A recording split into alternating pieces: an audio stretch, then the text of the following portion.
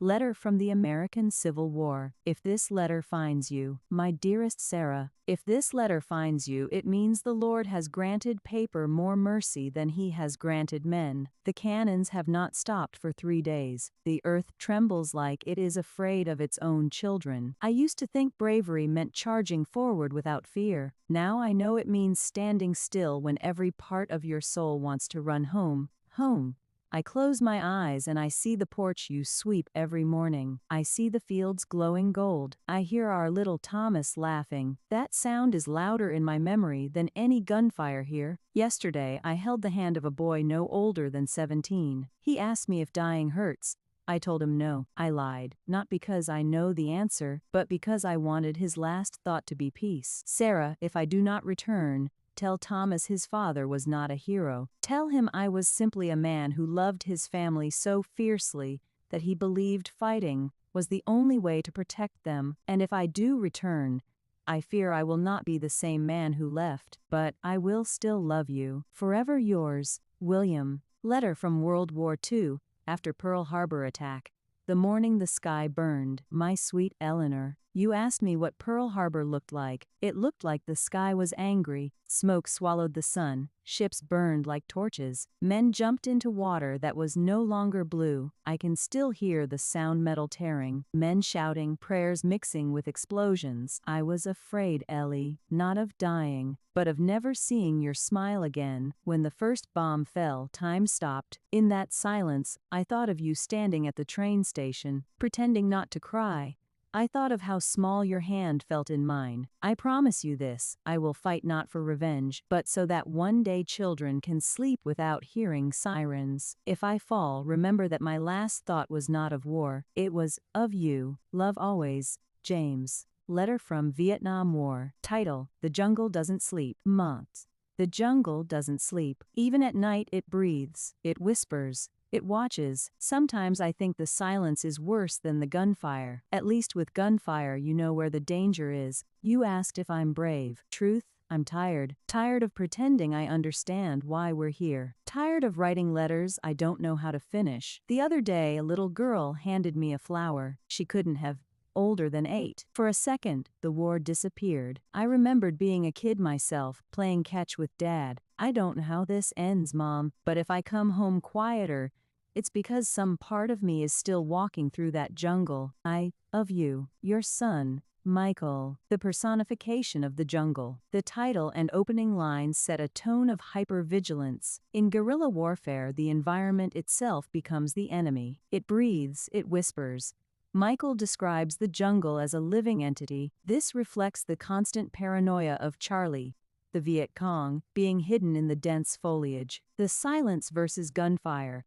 This is a common sentiment among veterans. Gunfire is a known quantity. Silence is the breath before an ambush. It represents the psychological torture of waiting. 2. The loss of purpose. Michael's admission that he is tired of pretending highlights the moral ambiguity of the Vietnam War. Unlike WWI, where the objectives felt clear to many soldiers, many men in Vietnam struggled with the political complexities of the conflict. His exhaustion isn't just physical, it's the weight of carrying a burden he no longer believes in. 3. The contrast of innocence. The scene with the little girl and the flower serves as a juxtaposition, placing two polar opposites side by side to highlight their differences. The flower represents the world Michael left behind: beauty, peace, and childhood. The fact that it only lasts for a second shows how fleeting and fragile sanity feels in a combat zone. 4. The long shadow of war. The most haunting part of the letter is the conclusion.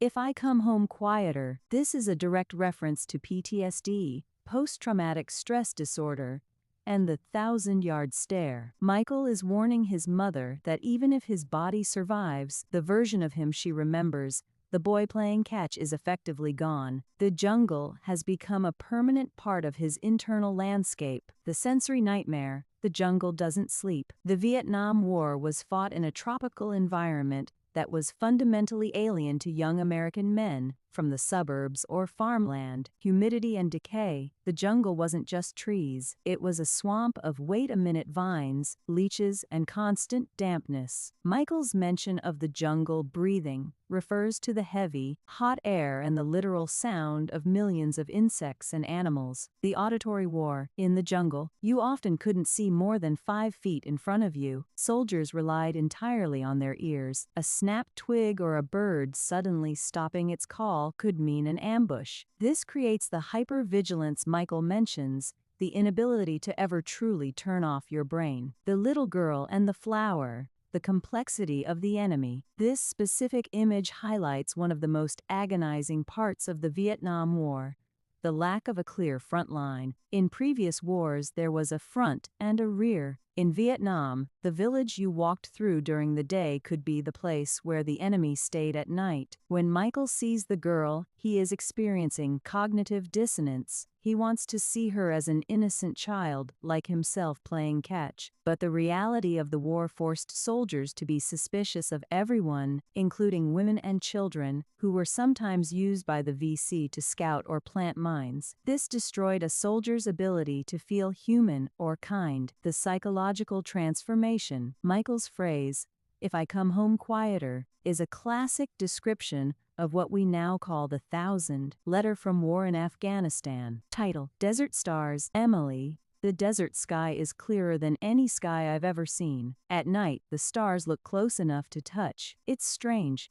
In a place built from dust and stone, I feel closer to heaven than ever before. Today we escorted children to school. One little boy saluted me. I don't think he knows what it means, but I saluted back. Some days are quiet, some days are not. If something happens, don't let our daughter remember me as a soldier first. Let her remember the way I danced badly in the kitchen. Let her remember the bedtime stories. War is loud, but love is louder. Always yours, Daniel. 1. The contrast of environment. Daniel opens with the beauty of the desert stars. This is a common sentiment among veterans. In areas without light pollution, the sky becomes a source of spiritual clarity. The metaphor. By saying he feels closer to heaven, Daniel is likely touching on 2 things: the literal beauty of the cosmos and the proximity of death in a war zone. It's a moment of peace in a place built from dust and stone. 2. The human connection. The mention of the school escort and the boy's salute highlights the humanitarian side of the conflict. The salute.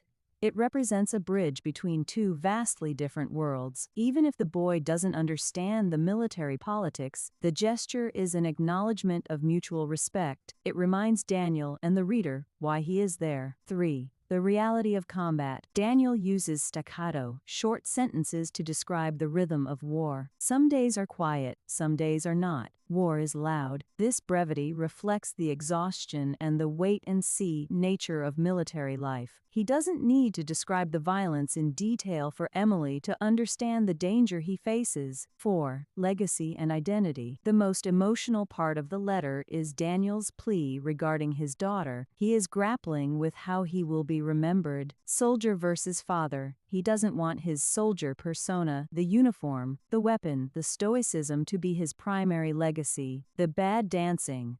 He wants to be remembered for his human flaws and joys. The bad dancing and bedtime stories represent the normalcy and warmth he fears losing. Summary of the message. The core message is found in the final line.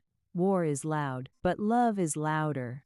It is a defiant statement. It suggests that while the noise of conflict, explosions, politics, chaos is overwhelming, the quiet, enduring bond he has with his family is the stronger force. The letter serves as a just-in-case message, ensuring that his true self, the husband and father, remains alive in their hearts, regardless of what happens on the battlefield. The of dual identity. Daniel is living in 2 worlds simultaneously, which is a hallmark of the modern soldier's experience. The professional. He is escorting children and maintaining military discipline. The salute. The personal. He is dancing badly in the kitchen. The letter shows the struggle to keep these 2 identities separate. He is worried that the soldier will swallow the father, and he is writing to ensure Emily keeps the father. The loudness of war versus love. When Daniel war is loud, he isn't just talking about the sound of gunfire or helicopters, he's talking about the noise of politics and media, the sensationalism of being a hero or a soldier, the trauma that can drown out a person's personality. By saying love is louder,